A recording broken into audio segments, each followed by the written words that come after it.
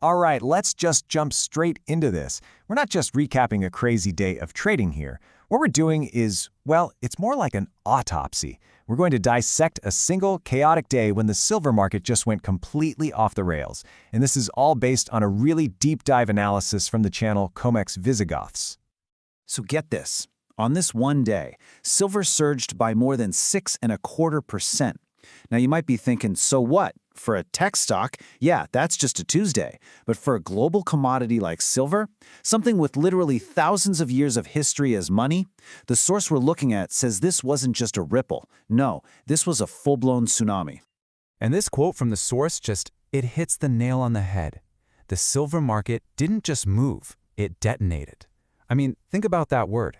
This wasn't some gentle upward drift. It was a violent, explosive event that sent shockwaves through the entire system. So, okay, let's break down exactly what went on. Okay, so first up, let's talk about why the source is calling this a seismic market event. And that's really the right word for it. This wasn't just about numbers flickering on a screen. This was about the fundamental repricing of a global asset, a moment where the very foundation of the market got a serious shakeup. Yeah, according to this analysis, that massive price jump, it was way more than just a bad day at the office for anyone betting against silver. The source literally calls it an extinction-level event for the short sellers.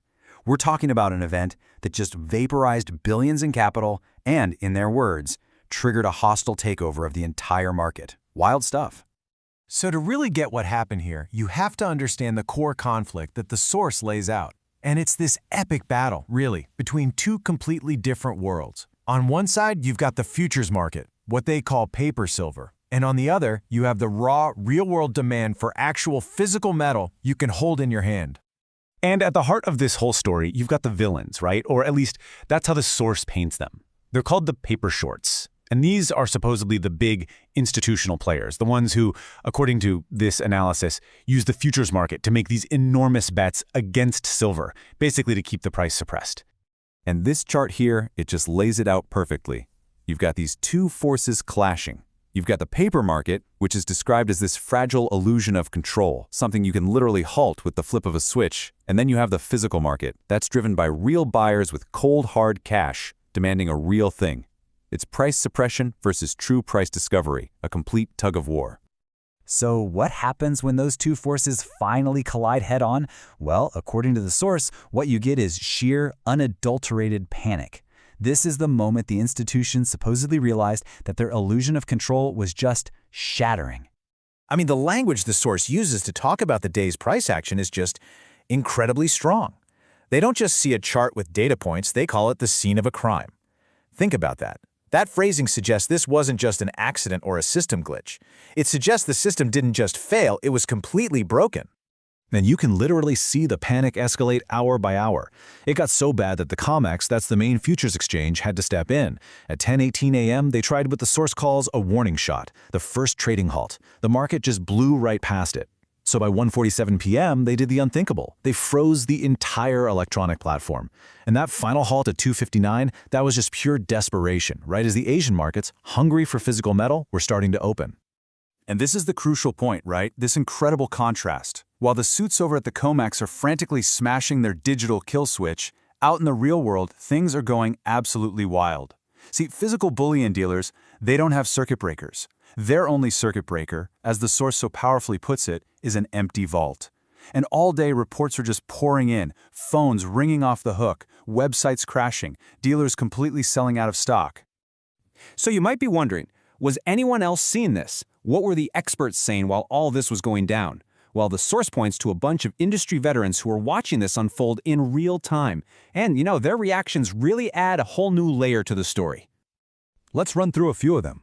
You had Mike Maloney basically declaring that $100 silver wasn't the ceiling anymore. It was the new floor. Peter Schiff was talking about its escape hatch appeal, since it also has real industrial uses. Then you get this incredible detail from London insider Andrew Maguire, who reported an actual emergency airlift of physical silver bars just to meet demand in Shanghai. And Bald Guy Money pointed out the beautiful irony of it all. The very halts that were supposed to calm things down just acted like a pressure cooker, making the rally even more intense.